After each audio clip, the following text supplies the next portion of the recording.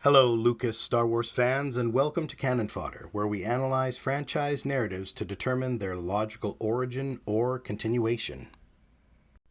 Today, we are forcing our way into a galaxy far, far away, but instead of the usual prequel or sequelitis, we are predicting the end of Star Wars, specifically how the story ultimately ends. The on-screen canon and extended media lore of this IP is positively massive. In my previous videos, I would provide a recap for the on-screen installments, but there is too much to cover, and too much of it, while entertaining, is not informative for our focus in this video. To this end, I will only reference the media that provides evidence for the logical conclusion. Let's begin. Our first piece of evidence is presented before the opening crawl of every movie, a long time ago, in a galaxy far, far away. These words, while intended to set the stage of the stories as a kind of mythology, suggest that the record of events has somehow traveled away and outside of the galaxy of their occurrence. Also, the storyteller must be aware of the passage of time and distance, suggesting that an intelligence, most likely a computer or a droid, is telling this story. At this point, we don't know why an intelligence has left the galaxy. We only know that it has. In Legends continuity, a Sith Lord named Darth Bane created the Rule of Two. He believed that the dark side was more powerful when focused by a few. In The Phantom Menace, Yoda remarks during the funeral of Master Qui-Gon that two there are, a master and an apprentice. This is a reference to the Sith Rule of Two, as clearly the Jedi have no such restriction. While the Sith philosophy puts emphasis on the focus of dark side power, the Jedi observe their own policing of Force sensitives. The Jedi forbid attachment and marriage and the birthing of Force-sensitive children. They go out into the galaxy to seek out children with Force affinity and bring them into the Order. At face value, this is done to maintain control over potential Force wielders and discourage a resurgence of a Sith Order. Setting aside the philosophies of both orders, the underlying question remains: why do both of these Force-sensitive organizations desire to keep the total number of Force sensitives low throughout the galaxy? Some fans would suggest that due to the very destructive wars between the Sith and the Jedi, that less Force users would lessen galactic conflicts. In Star Wars 1977, Darth Vader comments that the ability to destroy a planet is insignificant next to the power of the Force. Throughout the original trilogy, the Force is spoken of as an energy field created by all living things that binds the galaxy together.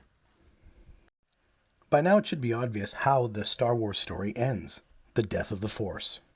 Before anyone jumps on me and says KOTOR 2, I'll respond, yep, I've played the shit out of it also. In fact, KOTOR 2 provides the strongest evidence for the Force death as the end times of the Star Wars galaxy. However, Krea's wound in the Force plan could not bring about the end of the Force. Even if Krea deafened all existing Force users, or they all died, future sensitives would still be born. Life creates the Force. So if all life were wiped out in the galaxy, plants, animals, microbes, then a Force death is sort of pointless. But who killed Star Wars?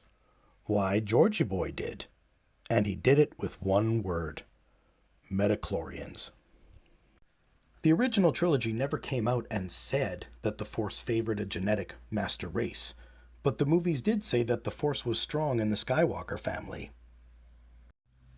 And since Luke wasn't raised with a strong Force tradition, then genetics is the only answer left. While the original trilogy left the issue unanswered, the prequels gave us a very specific explanation. The more metachlorians a being has, the more powerful a Force connection they can have. So let's jump to the conclusion.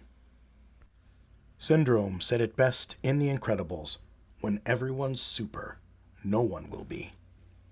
So I postulate that a virus is created that will infect every sentient life form with a cancerous increase of metachlorian cellular density. The resulting trillions of new Force conduits will dilute the flow and focus of the Force. The powers and prescience of Jedi Masters and Sith Lords are losing potency and reliability. Mercenaries, bounty hunters, politicians, scientists, merchants, commoners, and slaves are awakening to Force-enhanced abilities. Most are untrained, and the manifestation of these gifts are totally reflexive. Force prodigies in every discipline are waging a tug-of-war on the galactic energy field. Channels of Force focus experience blackouts as individuals exert a powerful drain.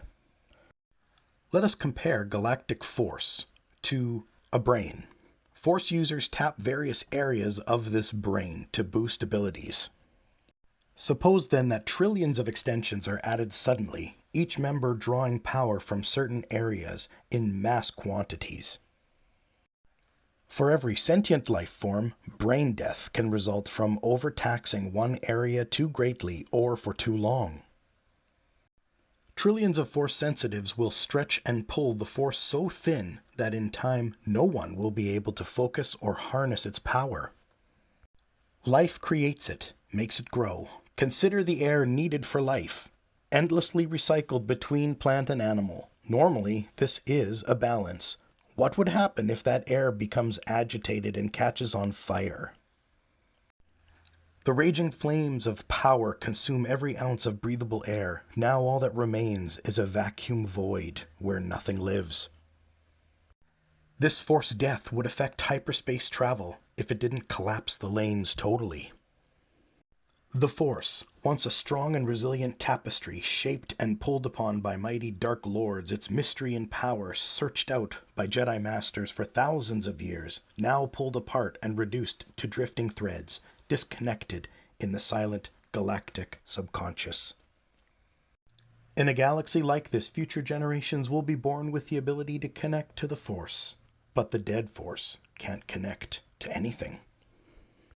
And so, with hyperspace travel no longer possible, the Republic would dissolve, all trade would end, and societies become planet-bound. The prophecy of the Chosen One, bringing balance, looms large in the aftermath of the Force death. Without the possibility of space wizards, the scales of power have been well and truly balanced. Even at light speed, the journey from one galaxy to another would take thousands of years, longer than the lifespan of any organic being. But who is the architect of this Force death? Who has been telling us these stories from a long time ago? What has survived the trek from a galaxy far, far away? Senor Jorge always said that the story was told from the droid's point of view. That's why R2 and C-3PO are in every movie. However, this Lilliputian Laurel and Hardy did not display any anti-Jedi or Sith sentiment. Therefore, I submit to you that the author and finisher of these stories is none other than this guy.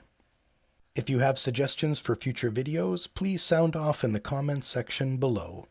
Until next time.